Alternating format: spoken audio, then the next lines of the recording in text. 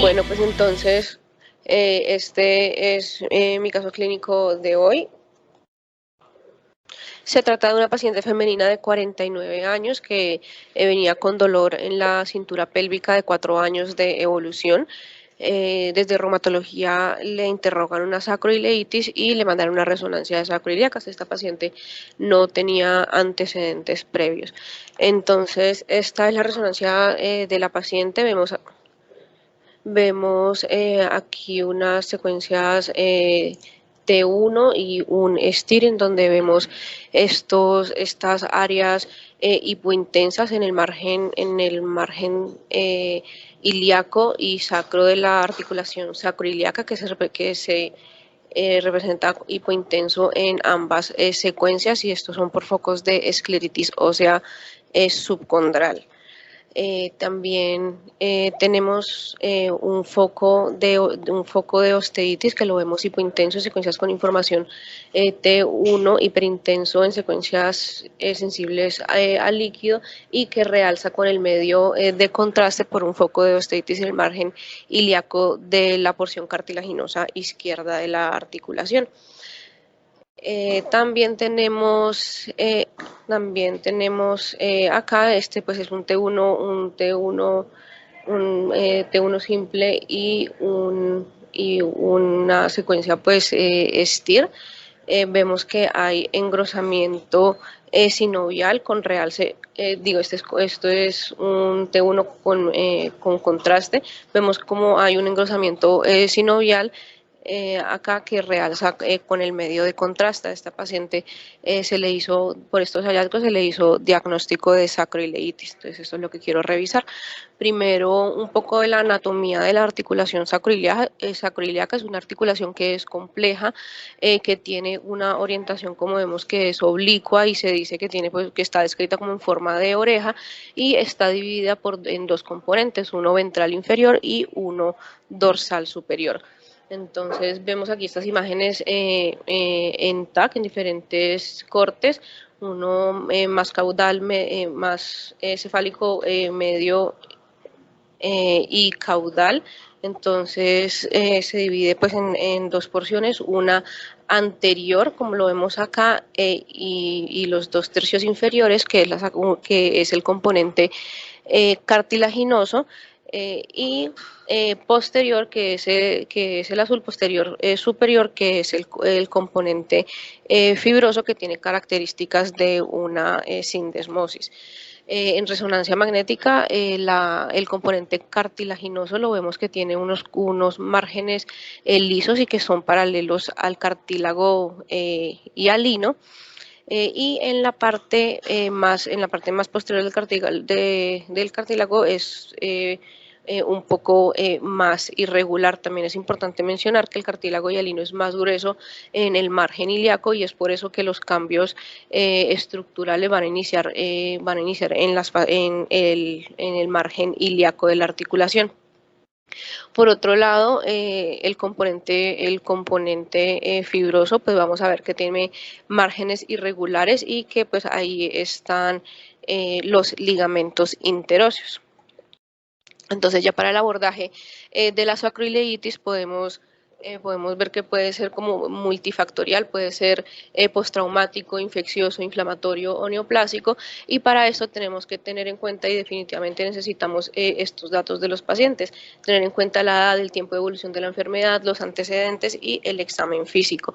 Entonces empezamos por la sacroileitis por espondiloartropatías. Este es un grupo de enfermedades reumáticas inflamatorias crónicas, que son básicamente estas 5 enfermedades: espondilitis anquilosante, artritis psoriática, artritis reactiva, artritis relacionada a enfermedades intestinales inflamatorias, y la espondiloartropatía indiferenciada, que básicamente es un diagnóstico provisional. Estas espondiloartropatías tienen una prevalencia del 1%, lo que lo hace más frecuente que la artritis reumatoidea. La más frecuente de estas espondiloartropatías viene siendo la espondilitis anquilosante, y pues cuya primera manifestación va a ser la sacroiliitis. Por eso pues es pues como una enfermedad que saber reconocer. Entonces tenemos este grupo, ASA-CIOMERA, que es un grupo liderado por reumatólogos que básicamente agrupó los signos de espondiloartritis descritos en los estudios de resonancia magnética y estableció cuáles eran necesarios para hacer el diagnóstico de sacroileitis asociadas a espondiloartropatías, y dividió estos hallazgos en lesiones inflamatorias agudas y lesiones estructurales.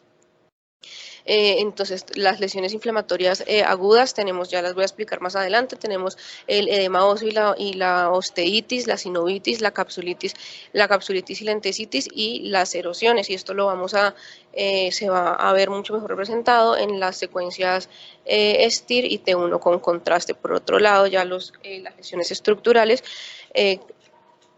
que entra pues la esclerosis subcondral, erosiones también, depósitos de médula ósea grasa periarticular, y ya por último pues los puentes óseos y la anquilosis, que lo vamos a ver pues en las secuencias con información T1. Entonces el edema óseo y la osteitis se va a presentar en el 90% de los casos de espondiloartropatías. Básicamente lo que vamos a ver en el edema óseo pues es una hiperintensidad en secuencias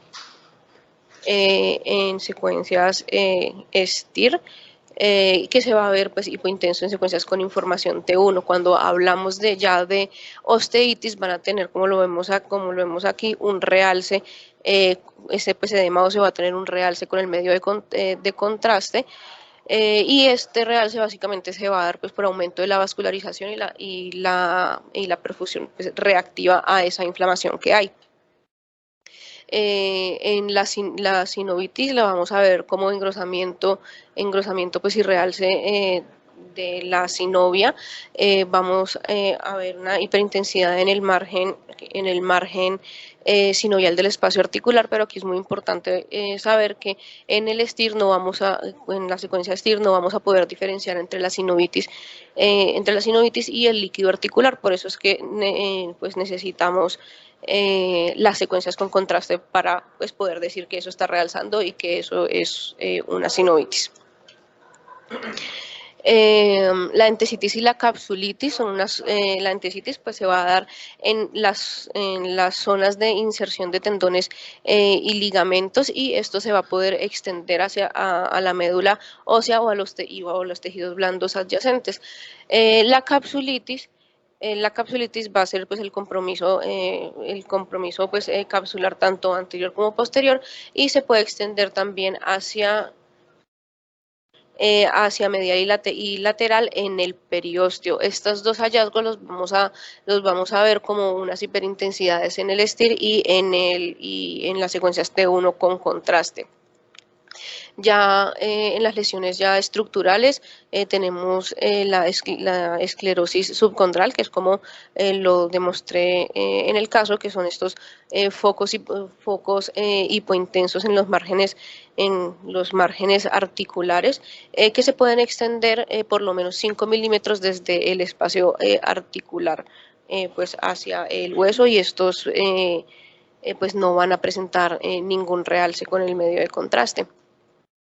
Por otro lado, las erosiones van a ser defectos óseos en la superficie articular del compartimiento cartilaginoso. Aquí lo podemos ver como estas irregularidades, que los vamos a ver como focos hipointensos en estos T1, y en el STIR lo vamos a ver hiperintensos si tienen actividad.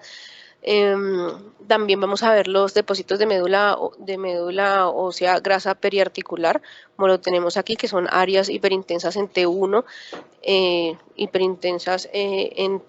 y que van a saturar en las secuencias con saturación grasa, y estos básicamente se van a lo que representan son zonas donde antes se localizaban lesiones inflamatorias activas. Entonces, pues estos son los cambios por sacroileitis asociadas a espondiloartropatías. Uno de los diagnósticos diferenciales que podemos tener es la osteoartritis, que pues epidemiológicamente va a ser de pacientes mucho mayores, vamos a tener cambios más hacia el lado ilíaco, y la representación radiológica van a ser osteofitos marginales, disminución del espacio articular, irregularidad de la superficie articular con quistes subcondrales, presencia de puentes óseos. Vamos a tener también una esclerosis subcondral y un edema óseo. Sin embargo, pues comparados con con la sacroiliitis, pues van a ser mucho pues, de menor intensidad. Algunas imágenes de resonancia, aquí vemos unos osteofitos marginales, alcanzamos a ver aquí también un poco de esclerosis subcondral, aquí a ambos lados de la articulación sacroiliaca, pero pues como les dije, es en una como mínima cantidad. Otro de los diagnósticos diferenciales es la osteitis condensans ili, que básicamente van a ser depósitos óseos en áreas de estrés junto a la articulación sacroiliaca, y van a predominar en mujeres y sobre todo en mujeres posparto. Característicamente tienen una localización muy característica que va a ser en la cara anteroinferior, en el borde ilíaco. Pues lo vamos a ver como una hipointensidad en secuencias pues en resonancia en secuencias con información T1 y también en STIR, y vamos a ver que es una esclerosis subcondral que es muy simétrica y que va a ser circunscrita y generalmente pues la vamos a encontrar de morfología triangular. Entonces, estos son los tres diagnósticos diferenciales y pues para diferenciarlos, pues recordar la sacroileitis. Vamos a encontrar edema óseo y osteitis, vamos a encontrar sinuitis, entesitis y capsulitis, erosiones óseas, esclerosis subcondral y depósitos de médula ósea grasa. En la osteoartritis, pues son cambios degenerativos, vamos a encontrar osteofitos, disminución del espacio articular, quistes subcondrales, podemos encontrar también signo de vacío, y la esclerosis y el edema óseo pues van a ser, sí lo vamos a encontrar, pero van a ser mínimos.